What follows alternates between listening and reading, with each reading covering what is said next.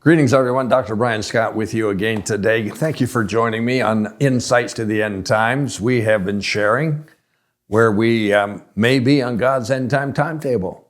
And we're getting very, very close to the end. We, of course, have been saying that likely for the last 40 or 50 years, that we're getting very close to the end. Well, guess what? We're closer than we were when we said that 40 or 50 years ago. We don't know how much more time we have on this earth before things get to a point where Jesus Christ is released from heaven to come to the earth in the clouds. He will appear. His voice will be heard. He will be shouting, "Come up here."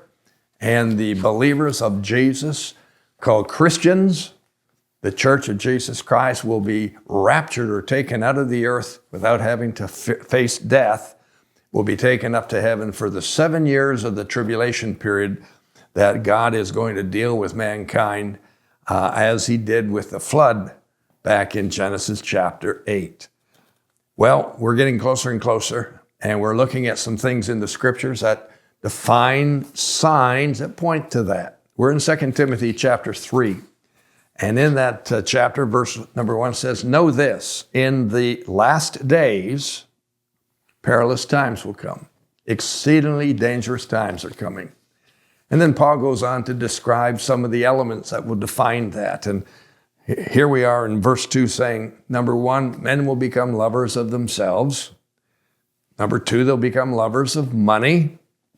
Number 3, they will become boasters. And then 4 is proud. And the 5th element, or the 5th sign, is they will become blasphemers. And then number 6 on the list is they'll become disobedient to parents. We've covered those 6 items in this past week and the previous week. So we've covered a description of those items and what they mean, what the Greek word infers to us and says. Let's go back for a moment to the second point. It was lovers of money. In the last couple of days, it's been released on the internet, a list of the 24 most the wealthiest men in the world, or the wealthiest people in the world. There's a couple of women on that list as well. 24 of them are called multi-billionaires. Not just millionaires, but billionaires.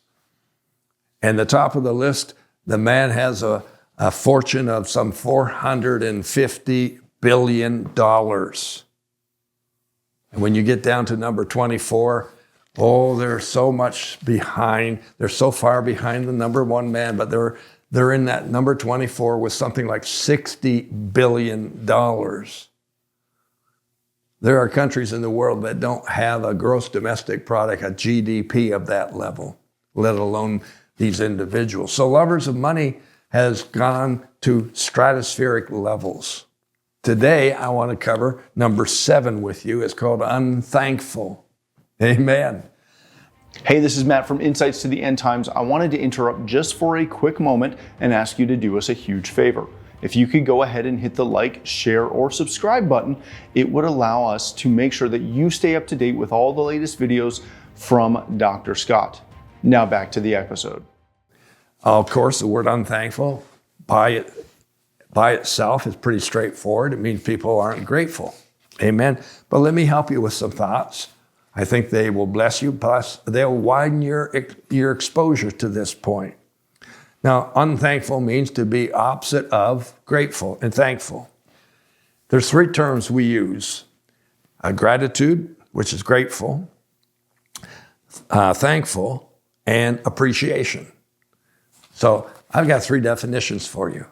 You might want to take these down. They're pretty good. Number 1, thankful means this is your attitude that you exhibit when you have been blessed, when someone's given you a blessing. Thankful is your attitude towards that. Grateful reflects your feelings towards that person when they blessed you. So the first level is your attitude. Hopefully it's thankful. Secondly is your gratitude, your gratefulness. And that's the feelings you have towards the person who helped you. Then third level is appreciation, which is recognizing the value of the blessing. Now, you see, if you had these in proper dimension and proper order, you're thankful, you're grateful, and you're appreciative, then it doesn't matter whether the blessing is large or small. It will mean as much across the entire spectrum because of your thankfulness, your gratefulness or your gratitude, and your appreciation. Well, to be unthankful means we've canceled those. And the person probably was thankful before because now they've become unthankful. So you can't become unthankful without at some point having been thankful. Isn't that interesting? Have you ever watched kids opening Christmas gifts?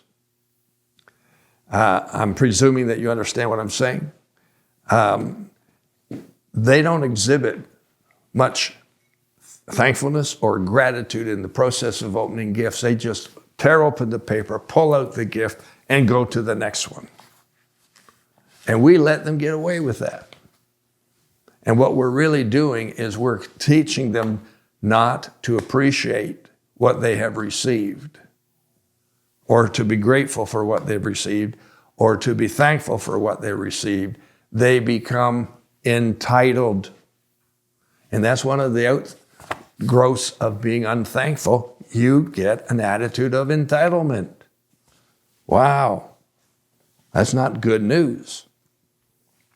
So an entitled person expects, anticipates, even demands that people be a blessing to them one way or another. They're entitled to it. They don't express any thankfulness or any gratefulness or gratitude or any appreciation. I know what I'm speaking of. Let me give you some examples in a few minutes. But I have never seen so many people in the world today who are unthankful. They don't express attitude, feelings, or recognition of value. It doesn't matter how big the gift is or how, like if it's small, you better write it off completely. But if it's getting bigger and bigger, and if they don't have it for the small things, they won't have it for the medium size or the big things. And that's what's really happening across the board. It really is difficult. You know what has happened here? Entitled people become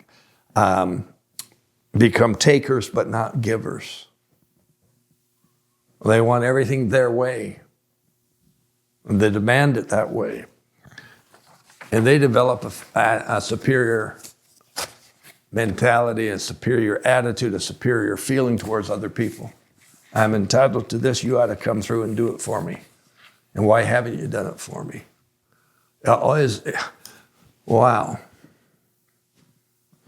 My son and I were going out golfing a few years ago. And in fact, I think we had finished a game of golf and we were on our way back to the residence. And we decided to stop at what we call a Tim Horton coffee shop, which is on every corner, it seems, in Canada. You may not have heard of it before, but we call it Timmy's. And we were in the drive-through line and we got up to the window to pay. We're in a city that we were visiting. It was not our home city or our home area. We got up to the window to pay, and the employee inside on the window said, the car ahead of you paid for you.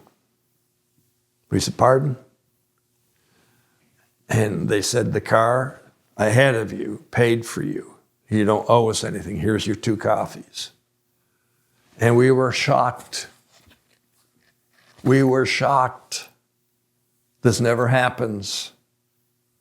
This is unbelievable. We could not. Wow. Wow. Wow. And what bothered us is they had already left the parking lot. There was no way for us to catch up and say thank you. But it's so seldom to happen, it doesn't happen. Entitled people are cancers in our society, really. They expect, they demand, it should be coming towards them, but where's their involvement in thankfulness, gratitude, or appreciation? Amen, come on, think about it with me. Out of the abundance of the heart, the mouth speaks. And people who have become entitled don't have any attitude of gratitude inside. And they don't have any recognition of value, so they aren't grateful or appreciative of the things that people have done for them. Have you ever, I want to get to a couple examples here before I run out of time, but here's what I've been noticing over the last number of years. My parents taught us good manners. Amen. Really did teach us good manners. And they taught us to be givers in as many instances as possible. So it is my normal practice when I get to a doorway and there are people coming behind me to open the door and stand there as they go through. And I can do that day in and day out in locations that are including restaurants or big box stores or whatever the case may be. And it's a rarity that someone will say thank you. Most people just walk on through as you're holding the door open for them. It's amazing to me. I can't get over. What does it take to say thank you? But here we are, point number 7, seventh definition of perilous times, or a sign of perilous times, and it's unthankfulness, and it's everywhere. I'll usually stand there as I'm opening the door and holding it open for them, and as they go through, I'll say, "You're welcome, you're welcome, you're welcome." That doesn't faze them at all. But if someone says thank you, it's like, wow. Now, I make sure that I say thank you all the time. When I'm in a restaurant and they start bringing the meal, they bring the water first, and then they bring an appetizer that you've ordered, and then they bring your meal, and then they bring you a coffee, and so on and so forth. Every time they come to the table, thank you, thank you, thank you, thank you.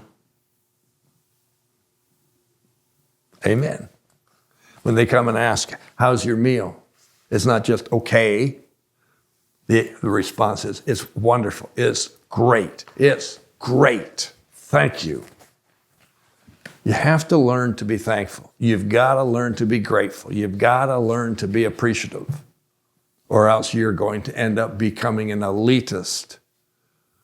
This entitlement mentality is dangerous, really dangerous. Let me give you a couple of illustrations before we close today, because the world is becoming very ungrateful and very unthankful, and it's not a good thing by any means.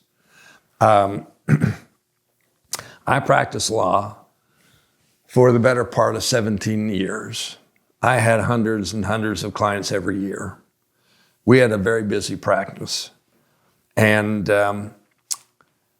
when I look back over those years, there were 2 people in those years that expressed thankfulness to me and appreciation to me for the work I did on their behalf. 2 people. Now, most everyone said thank you. Some didn't, but most everyone said thank you. But I'm talking about, James says this in his book. He said, you talk about having faith, but faith without works is dead. So if you don't have works to go along with your faith doesn't have any life. When it comes to being appreciative, being grateful, just saying the words thank you, that's one thing. But it's so common that it may carry no weight. So when I say only 2 people, I'm talking about 2 people who went out of their way to purchase something of value, to express their appreciation to me, and make a special appointment to bring it to my office and present it to me. One thing was very valuable. The other thing I remember was not very valuable. But to me, both spoke volumes because they had gone out of their way to do something and to make an effort to express and show appreciation. In fact, the one that really brought something of great value told me when he came to my office, he said, Mr. Scott, both my wife and I are so so grateful for what you did for us and how you brought things to a conclusion on our behalf very successfully, that I drove all the way to Toronto, which is a 2-hour drive, to buy this special gift for you in a store in Toronto. It's the only store in the province that carries this particular item. It's the best of the best. And I wanted to get it for you to say thank you and show you how much we really did appreciate what you did for us. So here I am 30 years since I closed my law practice, and I still remember that vividly. Now here's another illustration for you. I did a car deal. I purchased a car a number of years ago, and it required a lot of paperwork. It was an unusual transaction. So there was a lot of paperwork to get the car out of the previous name into my name and get it safety checked and all the things that go along with that, all of which had to be done by a car dealership. And the dealership that I call my dealership, they offered to do that for me, and they did it at no charge. It was hours of work, and I was very, very, very, very appreciative of that. And so I made an effort to show my appreciation without going into extreme detail. I purchased 3 different sets of gift cards to nice restaurants in our city. 3 different restaurants, put it in a nice envelope with a nice letter from me to say thank you for what you've done to help me out. You went above and beyond. I so appreciate it, and I wanted you to know how much I appreciate it. Here are 3 gift cards for you to go out for dinner, you and your wife. I drove up to the dealership to present this letter, and I didn't expect the owner to open it while I was in front of him. But he said, "What's this, Brian?" And I said, "It's just I just wanted to write you and tell you thank you." So he opens the letter, he opens it, pulls it out. The 3 gift cards fall out onto his desk. He looks at them. He recognizes the names of the restaurant. He picks them up. He looks at the letter, and he looks at me and he says, I don't believe you did this. Why did you do this? I said, "To say thank you." He said, "Well, you said thank you." I said, "Yes, I said the words, but I wanted you to see how much I really did appreciate what you did for me." And I thought this would be a nice gesture. And his comment threw me off. He said to me, "I've been in this business now for just under 30 years. This is the first time anybody has ever done anything like this for me.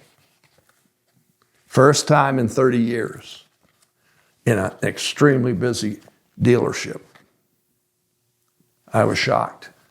But this 7th point on unthankfulness is real. It exists across the board. It's become a real serious issue in our society today. A real serious issue. Amen. I've got several other illustrations I could share with you where my wife and I have felt, let's do this to be a blessing. Let's do this to express our gratitude and thankfulness to this individual. And in many cases, it was what I call a offside, like it was not directly in my lifestyle, but it was over here where someone else was doing a great work, a great thing. And I wanted to express my appreciation for what they were doing, even though it did not directly impact me. And when we did that thing, what we learned was you're the only person who has recognized this event in our life. Thank you so very much. Unthankfulness not only exists in the world, it's existing in church circles as well. And it's one of these signs of the end times. And most times we think we're very grateful people and thankful. But as James said, if your faith doesn't have works, it doesn't mean much. Well, I hope I helped you with that one. That's a pretty heavy duty one. Call you blessed. See you later this week as we continue. Amen.